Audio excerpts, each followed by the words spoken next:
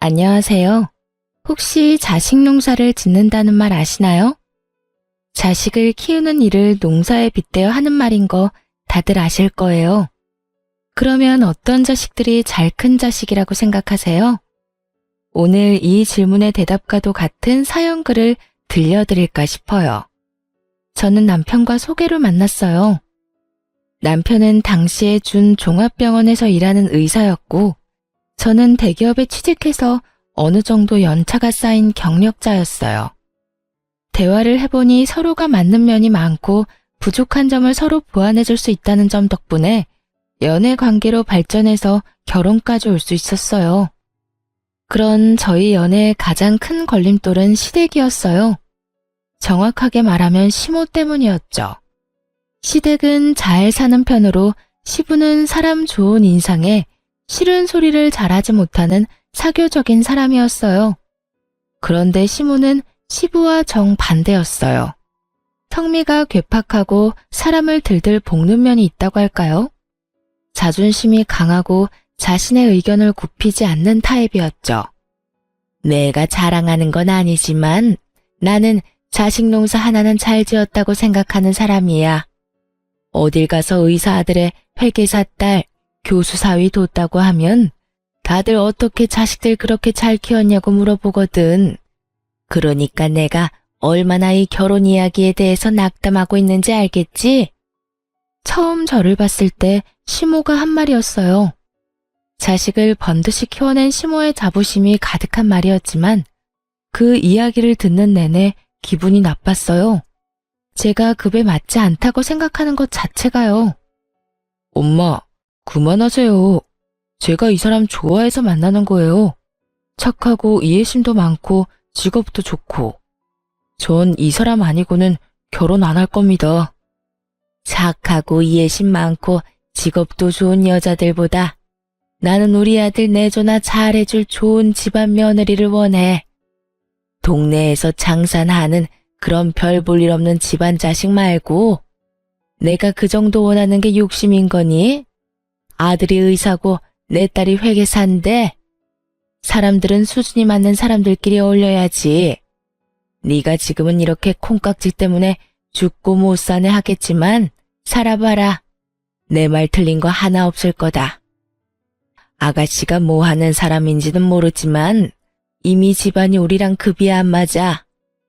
결혼 승낙을 맡으러 간 자리에서 들어야 할 말은 아니었죠.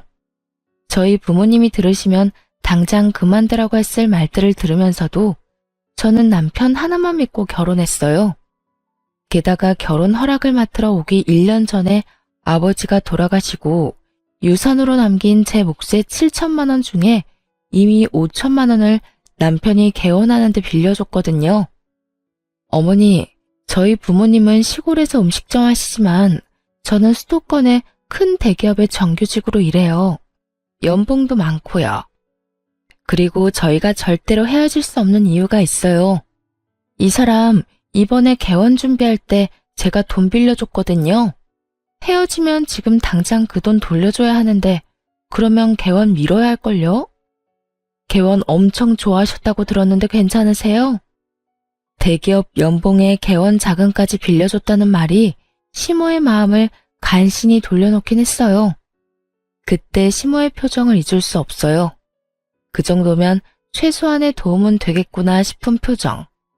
기분이 개떡 같았지만 남편과 시부 때문에 참았어요. 그렇게 결혼하고 저는 무척 바쁘게 지냈어요. 내조를 원하는 시모를 생각하며 바쁘고 힘든 일정에도 남편의 건강과 식사에 신경을 썼죠. 그렇지만 결혼 1년 만에 아이를 가져 육아휴직을 쓴 뒤 다시 출근을 해야 했을 때는 정말 너무 시간이 없었어요. 정신도 없었고요. 애 키우는 부모들은 모두 잘 알 거예요. 애를 키우며 일을 한다는 게 얼마나 힘든지.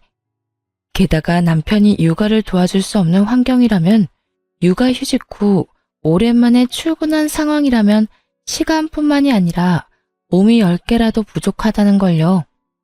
그래서 저도 시모에게 연락하는 일이 점점 뜸해졌어요.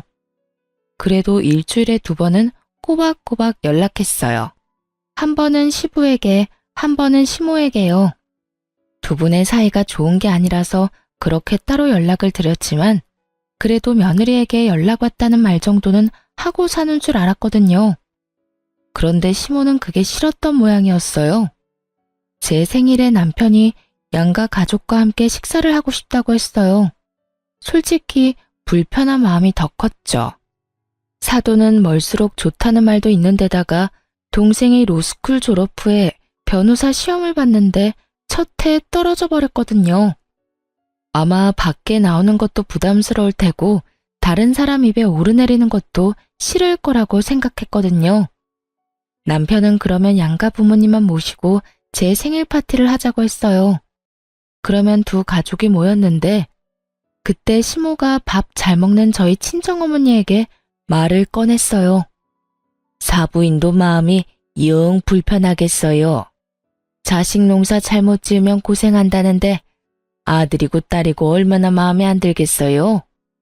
아들은 변호사 시험에 떨어지고 딸은 시댁 어른들에게 최소한의 도리도 지키지 못하는 쭉정이고. 참 대단하시네요.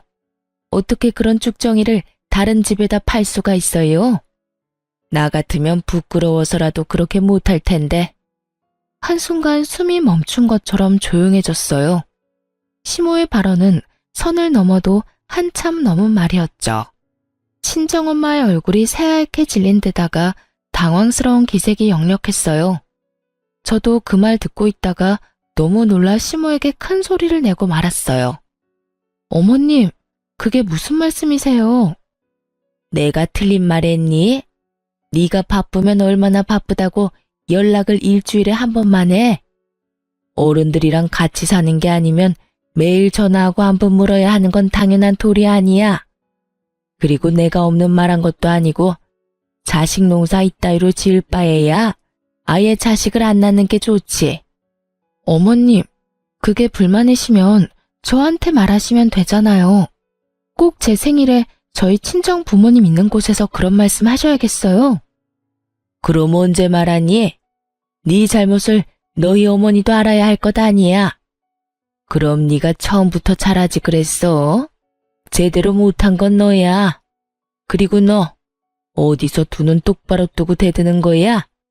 네가 그런다고 내가 무서워할 줄 아니? 시모는 자기 말이 틀림이 없다며 대놓고 저를 저격하며 화를 내기 시작하더군요. 아나 무인이라는 말이 딱 맞는 상황이었죠. 저도 시모에게 당하고 있지만은 않았어요. 남을 비난하고 싶으면 적어도 본인에게는 비난받을 일이 없어야 하는 게 당연한 일이죠. 그렇지만 시모도 그리 결백한 사람은 아니었거든요. 어머님, 그러는 어머님은 할머님한테 매일 연락 안 하시잖아요. 제가 매번 할머님한테 전화드리면 할머님이 뭐라 하시는지 모르시죠? 며느리가 면회 한 번, 전화 한 번을 안 한다고 신세 한탄만 하세요. 그런 어머님이 저한테 며느리의 도리라는 걸 가르치신다고요? 제가 시조모를 들먹이자 그제야 시모 입이 뚝 멈추더군요. 시모와 시조모는 사이가 무척 안 좋거든요. 그 때문에 연락도 시부가 한다고 들었으니까요. 그렇게 연락의 중요성을 말씀하시는 분이 그 중요한 걸 안 하면서 저한테만 뭐라 하시는 건 좀 웃기다고 생각하지 않으세요? 그리고 제가 어머님보다야 훨 낫죠. 저는 최소한 일주일에 한 번은 연락하니까요. 1년 365일 연락은 아버님한테만 맡겨놓는 어머님보다는 훨씬 양호한 수준이잖아요. 안 그래요? 뭐? 지금 너 나 가르치는 거니? 나는 지금 너랑 나 사이의 도리를 알려주는 거야. 왜 갑자기 할머니를 끌고 와? 할머니 끌고 오면 네가 이길 줄 알아? 결국 분위기가 과열되자 시부가 중간에 끼어들었어요. 그만해. 당신 잘한 거 하나도 없어. 며느리가 바쁜 거 다 알잖아. 남편 내조하느라 애 혼자 보느라 일까지 하면서 돈까지 벌어주느라 그런 며느리 몸 상한 곳 없나 물어보지는 못할 망정 전화를 안 했다고 이 난리를 피워? 마음을 좀 곱게 써. 쓸데없는 보석들한테만 관심 쏟지 말고 며느리랑 우리 부모님한테도 관심 좀 주라는 말이야. 그리고 전화통화는 할 말이 있을 때만 하면 되는 거지 똑같은 말 주고받을 거면 굳이 왜 해? 당신은 왜 나한테만 큰 소리예요? 남들에게 싫은 소리 못하는 시부였지만 시모에게만은 그렇게 싫은 소리를 잘하더군요.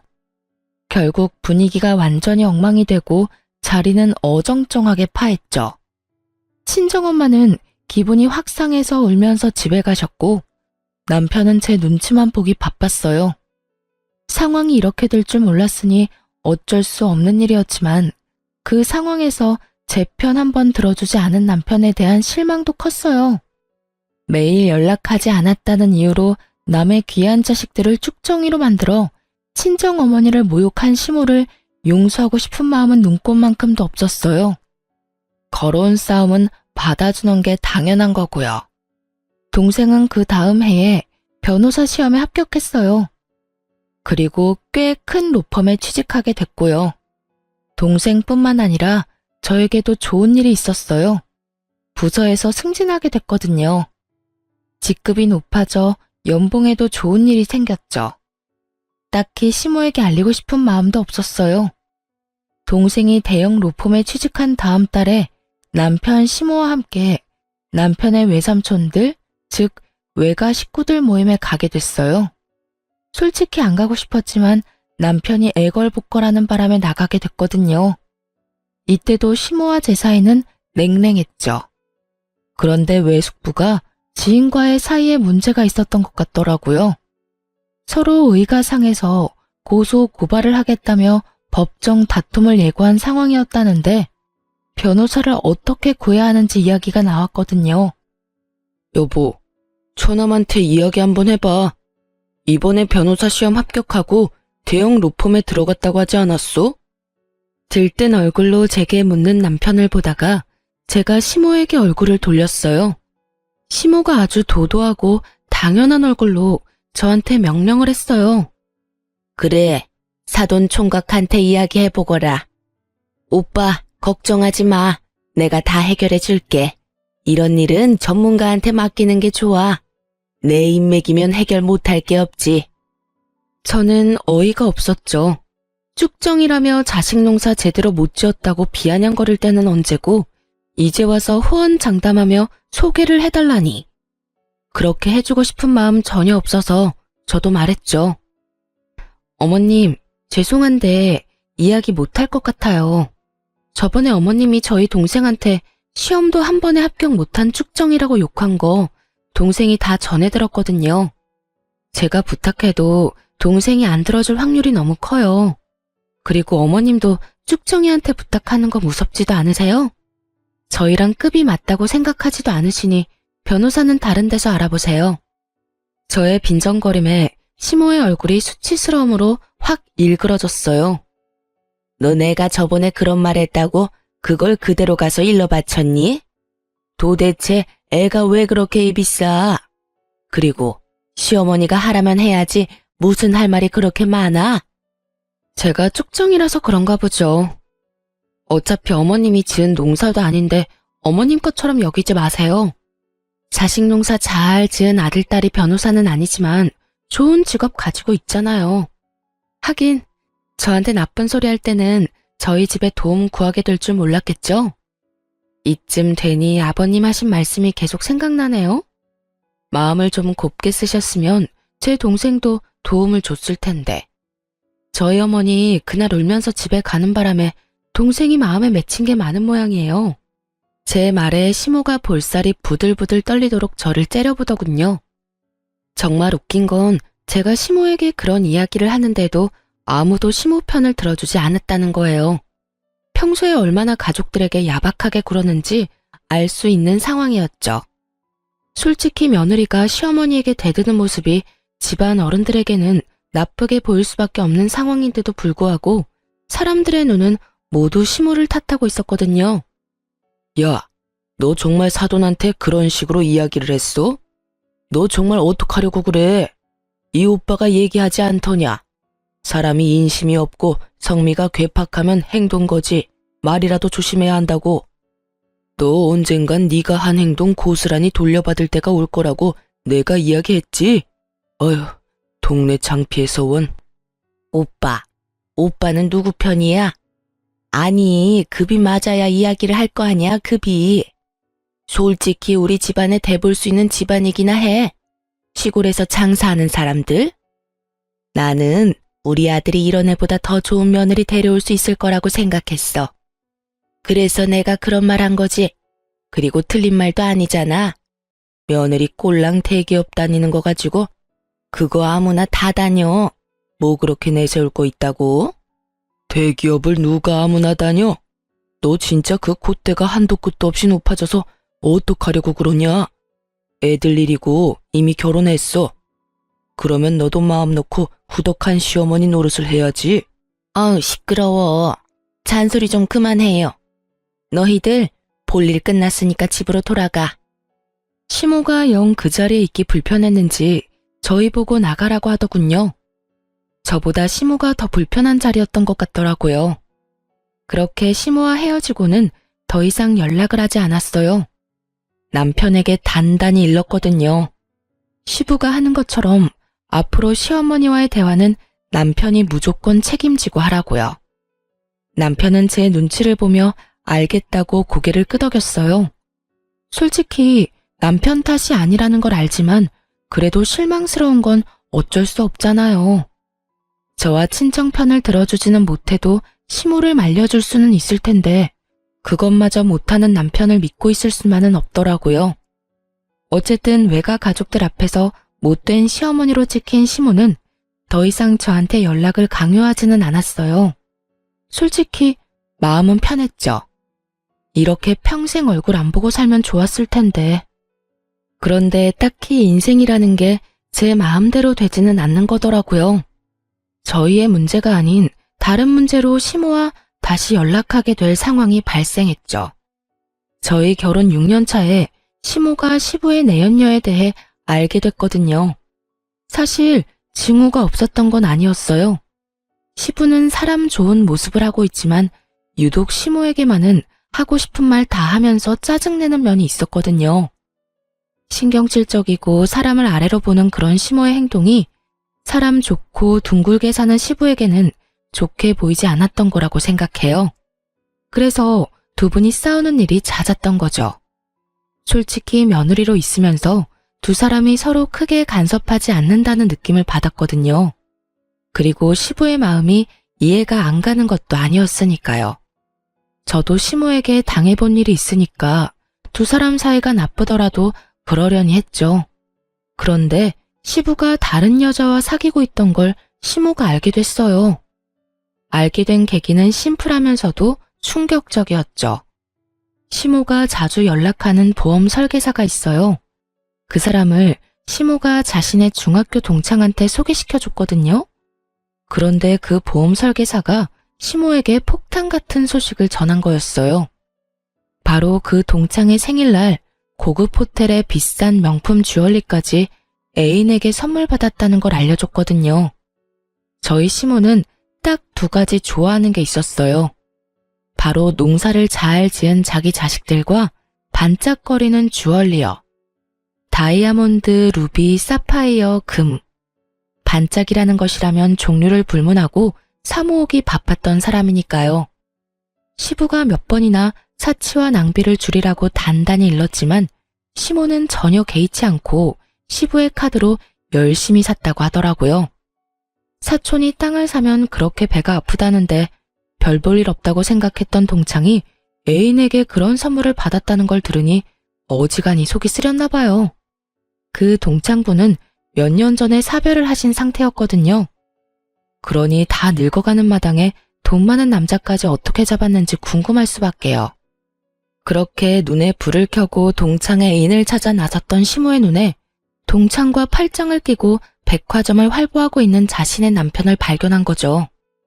개인적으로 시모가 좋고 나쁘고를 떠나서 그 상황만 놓고 보자면 참 시모가 안 됐다는 생각을 했어요.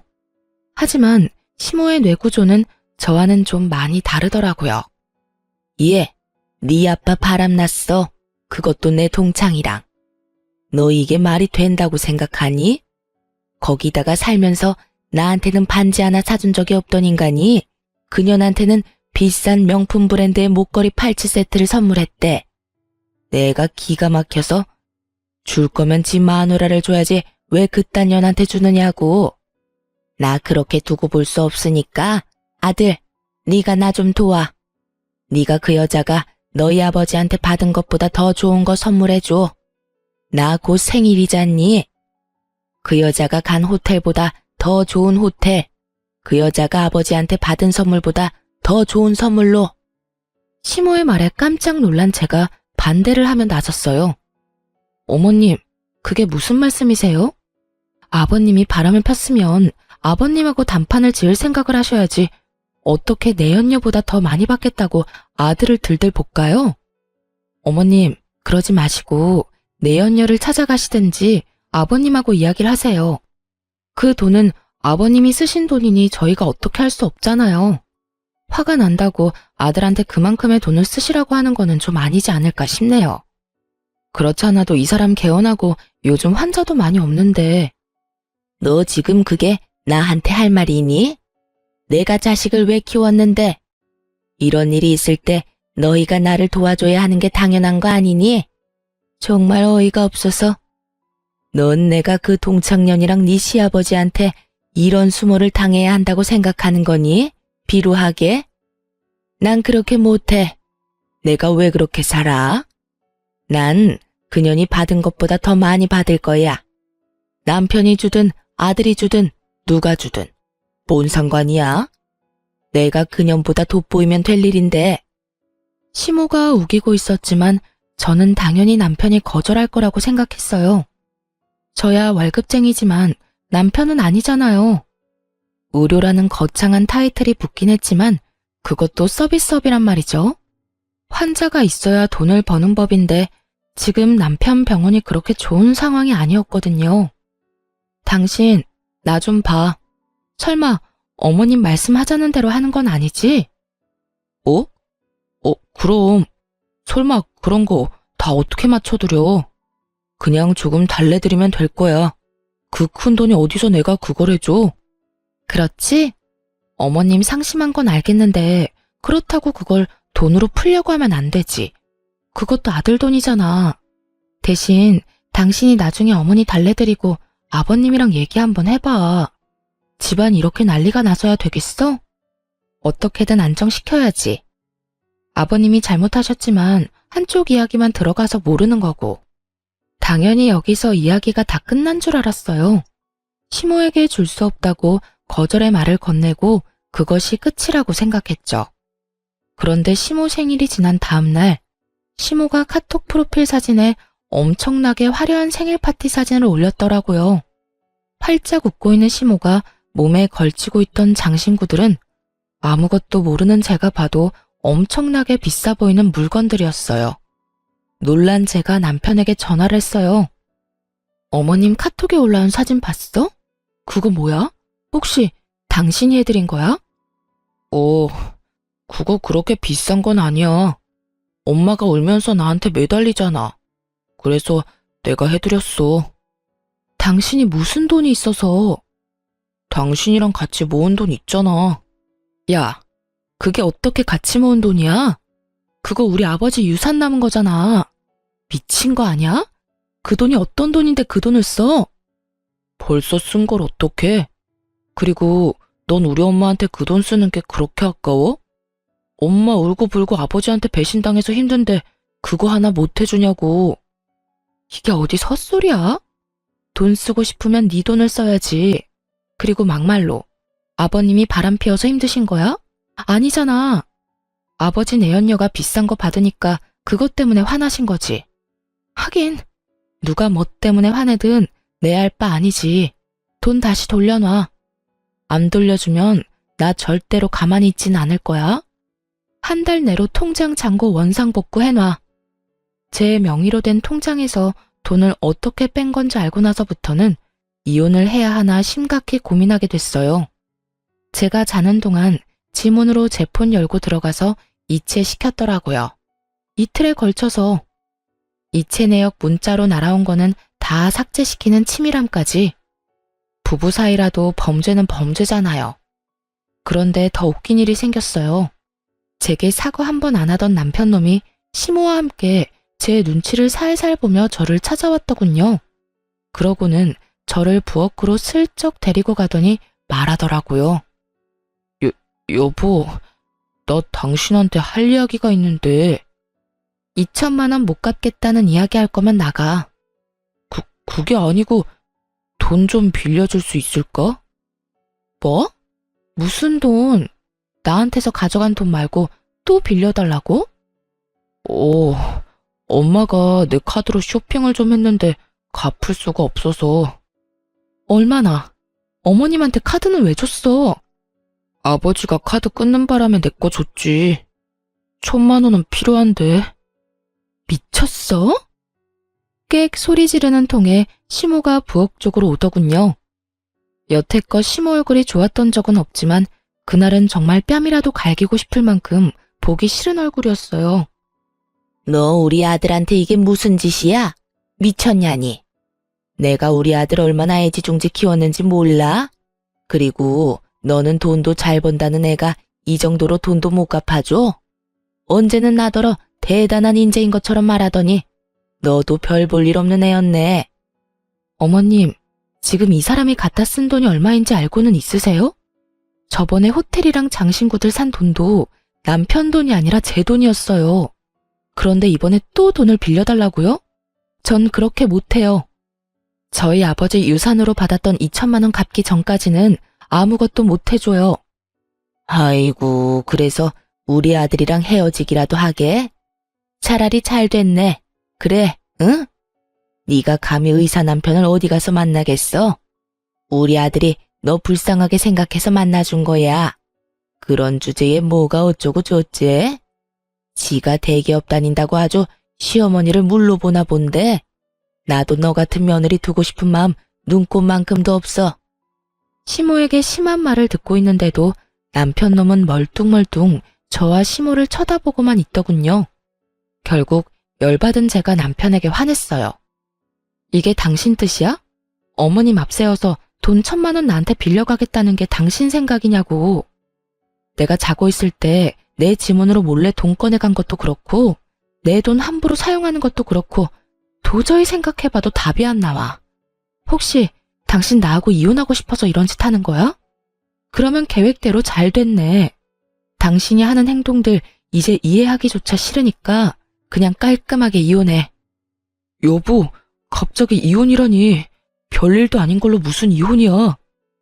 갑자기가 아니지. 네가 한 짓을 보고 말해. 그리고 네 엄마가 쓴 돈 정도는 네가 알아서 갚아. 마누라한테 손 벌리지 말고. 너 그걸 지금 말이라고?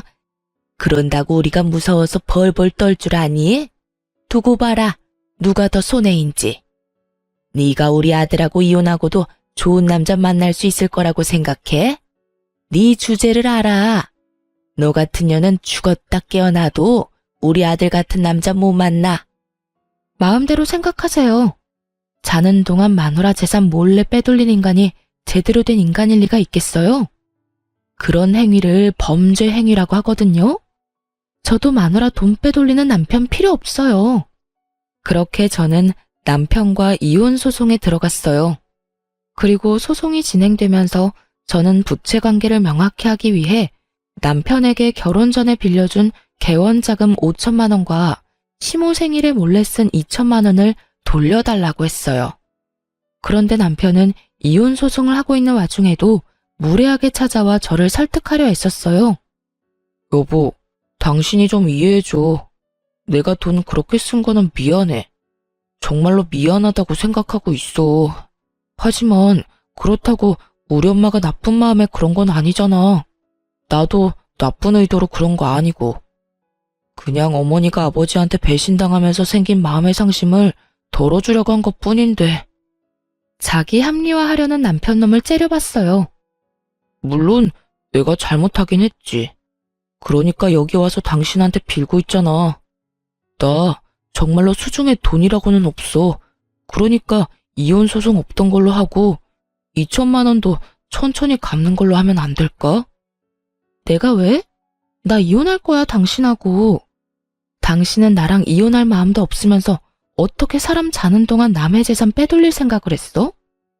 당신이 한 짓이 무서워서라도 나는 이혼해야겠으니까 이런 이야기 할 거면 나 찾지 마.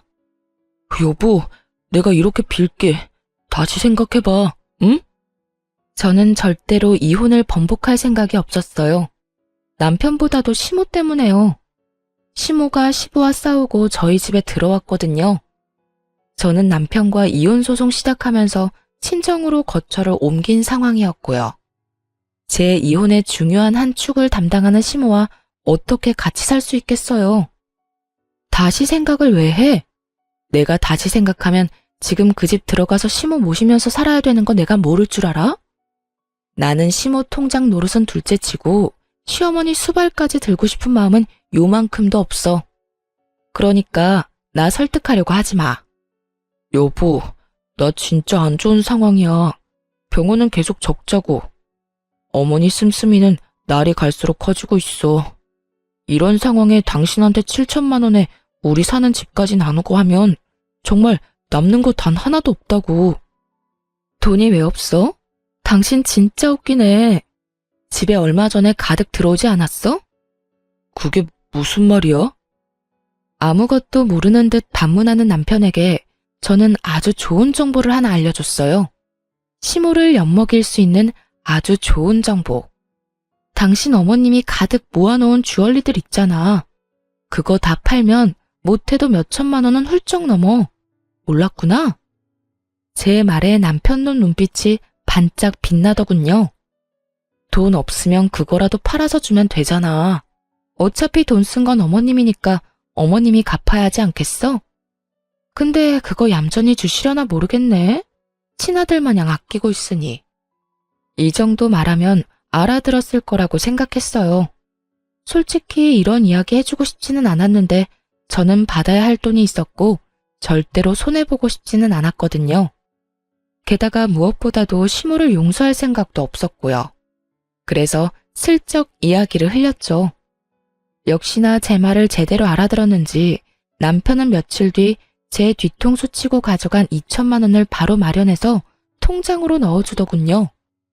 얼굴에 기름기가 좔좔 흐르는 것이 큰 돈을 마련한 것 같더라고요. 다행이네. 이해력은 나쁘지 않아서. 일단 2천만 원은 해결됐고 나머지 5천만 원도 빠른 시일 내에 해결해. 이혼 전에 잡다한 거 싹 정리하고 싶으니까. 걱정 마. 돈 없으면 어머니 목걸이 몇 개 더 팔면 돼. 요즘 금값도 많이 올라서 그런지 살 때보다 더 많이 받아. 그리고 그거 아니더라도 곧 부모님 이혼하실 것 같거든. 그때 어머니가 받은 것들로 돈 마련할 수 있으니까 뭐 일단 좋은 방법 알려줘서 고마워. 돈이 생기니 이혼 다시 생각하라는 말도 하지 않더라고요. 자기 엄마 물건 팔아서 돈 마련한 주제에 자기가 대단한 것처럼 굴고 있으니 어찌나 웃긴지.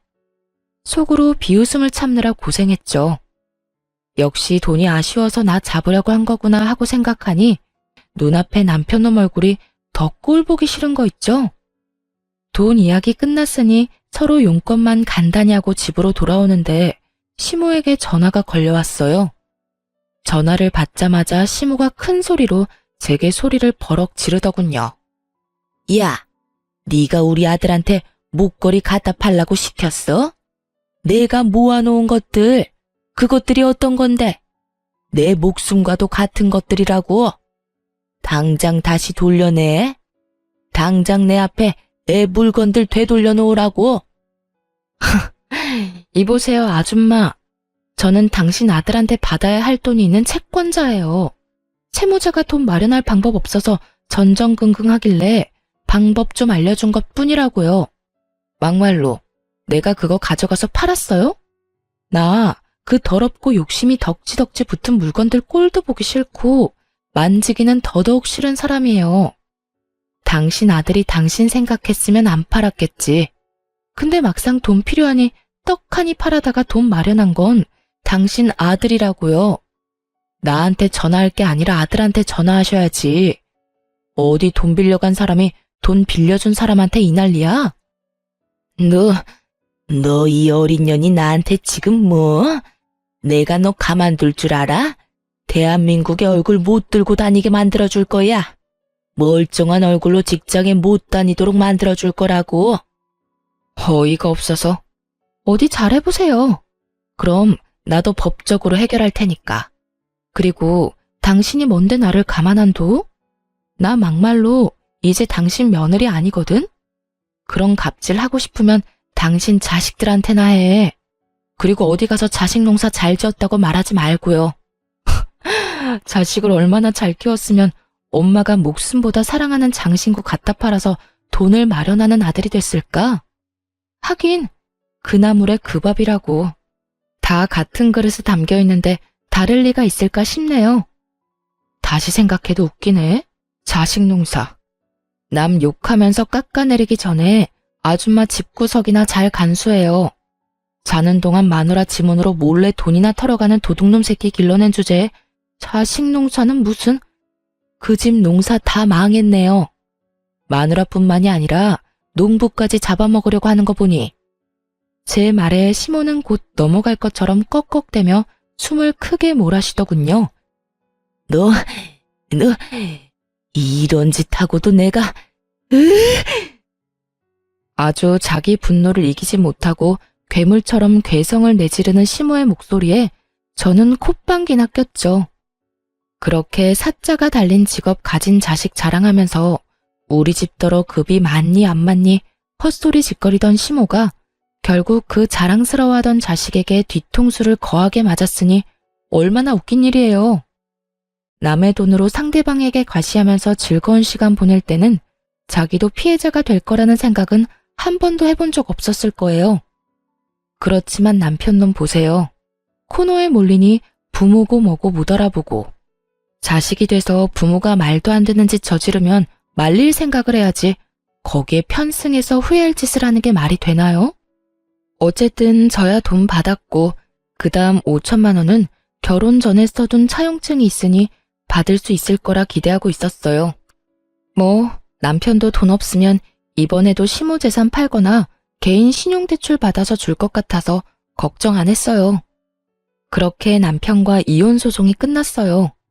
아직 어린아이의 양육권과 친권은 당연히 제가 가져오게 됐고 이 이혼이 시모의 행동과 남편의 손버릇 때문이었으니 제가 위자료를 받게 됐어요. 그런데 제 이혼이 확정된 시기에 시모도 시부와 이혼하게 됐어요. 전 남편이 시모가 받을 재산 분할에 아주 신경을 바짝 쓰고 있더군요. 그거 결정돼서 나오면 저한테 5천만 원과 위자료 주고 깔끔하게 헤어지자고요. 부모 돈을 자기 돈처럼 생각하는 놈을 보니 얼마나 웃기던지. 그런데 희희낙낙 아주 즐거운 시간을 보내던 전 남편이 몇 달 뒤에 그늘이 한껏 드리워진 얼굴로 저를 찾았어요. 그리고는 제 앞에서 또 무릎을 꿇고 빌더라고요. 여보, 돈 조금만 더 늦게 마련해주면 안 될까? 지금 상황이 크게 좋지가 않아서. 그건 당신이 알아서 해야 할 일이지. 돈 갚을 수 있다면서 호언장담할 땐 언제고 이제 와서 이래? 분명히 부모님 이혼하면 돈 생긴다고 하지 않았어? 그런데 갑자기 왜 돈을 못 갚겠다는 건데? 위자료는? 양육비는? 안 되면 분할 납부라도 해. 나도 일이 이렇게 될 줄 몰랐으니까 그러지. 아버지 재산이 좀 있는 데다가 아버지가 바람 피워서 이혼하는 거라 당연히 엄마한테 재산 분할돼서 올 거라고 생각했지. 그걸로 당연히 급한 내 사정부터 해결하려고 했고. 그런데 아버지 재산의 대부분이 없어졌더라고. 상간녀 앞으로 아버지가 벌써 오래전에 옮겨놨던 거야. 게다가 더 웃긴 건 뭔지 알아? 우리 엄마가 아버지 카드로 사들인 주얼리 있지? 그거 귀금속들도 재산 분할 대상에 들어가더라고. 결국 엄마가 가진 귀금속들 때문에 도리어 재산 분할에서 엄마가 불리해지더라고. 그렇게 많이 사모았는지 몰랐어. 그래서 지금 우리 엄마한테 남은 거라고는 지금 사는 집 전세금 일부 정도고 그거라도 남기려면 엄마가 가진 물건들 팔아서 아버지에게 도리어 돈을 더 줘야 할 판이야. 더 환장할 일은 아버지가 이혼 사유로 그 귀금속 사들이는 데 든 돈과 엄마 낭비벽을 콕 집어 말하는 바람에 위자료도 원하는 만큼 못 받게 됐다는 거야. 남 보기에 부끄러워서 이거 어디 가서 하소연하지도 못해. 솔직하게 말하자면 시부모의 이혼이 시모에게 좋은 방향으로 돌아갈 거라고는 생각 안 했어요. 시부에게 불리한 상황이지만 그만큼 시모의 낭비벽도 대단했으니까요. 그래서 처음부터 남편 계획대로 될 것 같지는 않더라고요. 그런데 머리를 쥐어뜯으며 짜증을 삭이며 말하는 전 남편을 보니 솔직히 어이가 없더군요. 자기 이혼 위자료와 부채를 해결하려고 시모를 이용하려고 한 놈이 시모가 받을 돈이 많지 않다는 걸 알고서 짜증을 내다니. 그래서 지금 당신 부모님 이혼이 당신 생각대로 되지 않아서 내 돈을 못 갚겠다는 이야기야? 당신이나 당신 어머니나 똑같네? 당신이 쓴 돈이야. 그럼 당신이 갚아야지. 그걸 어머니 재산에서 빼내려고 하는 거 보니 참 기도 안 차네. 어머니 돈이 당신 돈이라고 생각하는 건 아니지? 당신 어머님도 이런 자식 두고 어디 가서 자식 농사 잘 지었다고 말하기 곤란하겠네. 나 같으면 엄마 낭비벽부터 잡을 거야. 어차피 당신 어머님이랑 지낼 거 아니야? 두 눈 뜨고 코 베이지 말고. 어머님이 당신 사정 봐주는 줄 알아? 당신이 어머님 사정 안 봐주는 것처럼 어머님도 똑같은 생각할 거라고는 생각 안 해봤어? 어머님이 무슨 생각하는지 내 눈에는 이렇게 훤한데. 분명히 이혼해서 졌다고 생각하고 있겠지. 그러면 어떻게 될 것 같아? 나라면 전처한테 와서 애원을 할 게 아니라 너네 엄마 고삐부터 쪼아댈 거야. 분명히 그 내연녀한테 졌다고 생각하고 또 엄청난 사치 낭비하면서 다른 사람들한테 과시하려고 할 테니까. 당신은 자식이면서 그런 것도 몰라? 제 말을 들은 남편이 푹 숙이고 있던 얼굴을 번쩍 들더군요. 그 눈빛에 고인 불안함을 보니 본인도 감이 온 것 같더라고요. 내연녀가 생일에 고급 호텔에 비싼 주얼리를 받았다는 이유로 아들을 들들 볶아서 2천만 원을 개어내게 만드는 엄마인데 이혼해서 졌는데 가만히 있겠어요? 절대로 가만히 있을 위인이 아니죠. 거기까지 생각이 미쳤는지 그제야 전 남편은 제게 인사도 없이 헐레벌떡 뛰어가더군요. 저런 인간이 어떻게 의사가 됐는진 모르겠지만 이거 하나는 확실했어요. 시어머니가 자식 농사는 참 조져놨다는 거요. 그러고서는 얼마 안 돼서 남편이 저한테 5천만 원을 보냈더군요. 어떻게 이렇게 빨리 돈을 마련해 봤더니 돈도 안 되고 적자만 나던 병원을 팔았더라고요. 동네 자그마한 의원이긴 하지만 그래도 개원이라는 걸 소중하게 생각하던 남편이었는데 병원을 팔았다니 이제야 정신이 든 건가 싶기도 했죠. 개원이 포기하고 월급 받는 페이닥터로 일하고 있더라고요. 그리고 들려오는 이야기를 들어보니 시모의 고삐를 꽉 쥐고 있다고 하더라고요. 그 뒤로 시모가 낭비를 하거나 돈을 썼다는 이야기를 들어보지 못한 걸 보면 시모 숨통을 제대로 쥐고 있는 게 틀림없어 보였어요. 그러게 처음부터 정신 차리고 시모한테 안이 돌렸으면, 아니 시모한테 동조하지 않았더라도 이렇게 마누라랑 이혼하고 병원까지 팔 일이 있었겠냐고요. 그렇게 저와 남편의 이혼한 지 1년이 훌쩍 넘던 어느 날 전 시모가 저희 친정집에 왔다는 전화에 친정으로 급히 갔어요.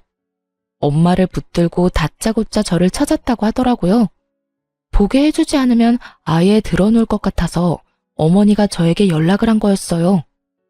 아니, 아줌마 아들을 왜 여기서 찾으세요? 저 그 사람하고 이혼하고 남남된 지 오래됐어요. 거짓말 하지 마. 네가 우리 아들한테 뭐라고 한 게 틀림없어. 그게 아니면 우리 아들이 날 버리고 그렇게 도망갔겠냐고. 네가 중간에서 이간질한 거 맞지? 그렇지? 전 시모의 말을 듣는 순간 벙침과 동시에 웃음이 났어요. 그 웃음을 참으며 되물었죠. 그 사람이 집을 팔고 도망을 갔다고요? 몰래? 그래. 멀쩡한 가족 파탄 내고 자기 인생 이 꼴로 만든 게 다 내 탓이라며 나한테 지랄 연병을 떨고 갔어. 네가 그런 거잖아. 걔가 그런 얘기 꺼낸 거 보면 네가 중간에서 뭔가 한 게 틀림없어. 제가 이유가 아닐 수도 있죠. 아줌마가 여태 그 사람한테 어떻게 했는지 생각해보면 답 나오실 텐데요. 내가 무슨 잘못을 했다고? 내가 우리 아들한테 얼마나 잘해줬는데. 그리고 세상에 나보다 불행한 사람이 어딨어? 남편한테 배신당한 지 얼마 안 돼서 이번에는 아들한테 배신을 당했잖아. 그러니까 늙음하게 손주 재롱이나 보면서 소소한 행복이나 챙기며 사실 거였으면 생일 잔치하겠다고 2천만 원이나 쓰게 만들지 말았어야죠. 그것 때문에 멀쩡한 아들 내외 이혼하도록 원인 제공하셨으면 얌전하게 사시던지. 뭐하러 나대서 이런 상황을 만드셨어요? 그리고 제가 그 사람한테 아줌마 집까지 팔라고 이야기했겠어요? 아니, 이야기를 했다고 쳐도 아들이 그렇게 효자고 어머니 위하는 자식이면 이야기 듣자마자 그게 무슨 소리냐고 화내고 절대 그런 일 벌어지지 않도록 조심했겠죠. 그런 이야기 한 적도 없는데 아줌마 몰래 집 팔고 도망간 자식을 탓해야지. 왜 여기까지 와서 애꿎은 저희 가족을 괴롭혀요? 이게 너 말 다 했어? 네가 지금 우리 아들이랑 이혼했다고 눈에 뵈는 게 없지? 전 시모가 제 머리끄덩이를 잡으려는 걸 저희 어머니가 말리며 전 시모를 강하게 떼어냈어요. 이 늙은이가 어디 와서 남의 귀한 딸한테 손을 대? 이제 우리는 그 짝이랑 영 상관없는 사람들이야. 내가 그쪽으로는 얼굴도 돌리기 싫은 사람이니까. 우리 딸 결혼하고 딸한테 그 수모를 주고도 딸 자식 마음 생각해서 아무 말 안 하고 참았는데 이제는 나도 한마디 해야겠네. 자식 농사 잘 지어서 좋겠소. 얼마나 농사를 잘 지었으면 자식놈이 엄마 버리고 도망을 가? 지도 보니까 제 어미가 사람답게 살 것처럼 안 보였으니 버렸겠지. 자식놈한테 빌부터 쓰잘데기 없이 돈이나 펑펑 쓰면서 자식 등골 빨아쳐먹는 어미나 그런 어미 몰래 집 팔고 폐물 팔아서 도망가는 아들이나 아주 똑같은 것들이야. 우리 딸이 이혼한 건 하늘이 도우신 일이야. 그러니 여기까지 와서 헛짓거리하지 말고 도망간 자식이나 열심히 찾아다녀 이 여편네야. 친정어머니는 그간 당했던 수모를 폭탄처럼 되돌려줬어요. 전 시모는 친정엄마의 말을 들으면서 입만 벙긋거리며 말도 제대로 못하더군요. 그렇게 내쫓으니 더 이상 저희에게 연락조차 하지 않더군요. 들리는 이야기로는 전 시모가 결국 전세금까지 다 아들에게 뺏기고 가지고 있던 폐물도 아들이 다 팔아버리는 바람에 땡전 한 푼 없이 신우한테 도움을 구하러 갔다고 해요. 그런데 신우가 그런 시모를 곱게 볼 리는 없죠. 아버지랑 이혼하면서 재산 찢어진 것도 화가 날 일인데 그나마 분할받은 재산도 지키지 못하고 아들한테 다 갖다 바쳤다면서 왜 자기한테는 돈 한 푼 물려주지 않았냐고 말이죠. 시모가 신우가 힘들어할 때마다 돈을 조금씩 마련해서 줬다는 걸 저도 잘 알고 있었는데 이제와 돈 없고 백 없으니 구박을 하며 못 살게 구는 것이 참 자식들이 왜 저리 컸나 싶더군요. 솔직히 신우 이야기 듣는데 아주 섬뜩하더라고요. 제 자식은 그런 인간들로 키우지는 말아야지 싶었어요. 자식 농사 잘했다며 자랑하던 시모는 결국 신우 집에서도 쫓겨나서 시모의 큰오라버니 집에서 겨우 몸만 의탁하며 지내고 있다고 하더군요. 이혼하고 재혼은 생각하지 않고 있어요. 한동안은 제 이혼 이야기도 하고 싶지 않아서 다른 사람들에게 얼버무렸지만 이제는 그런 상처들도 다 나아서인지 아니면 그 사람들이 그리 좋은 생을 보내고 있지 않아서인지 말하는데 부담이 크게 없어요. 제 사연은 여기서 끝입니다. 읽어주신 분들에게 감사의 마음을 전합니다.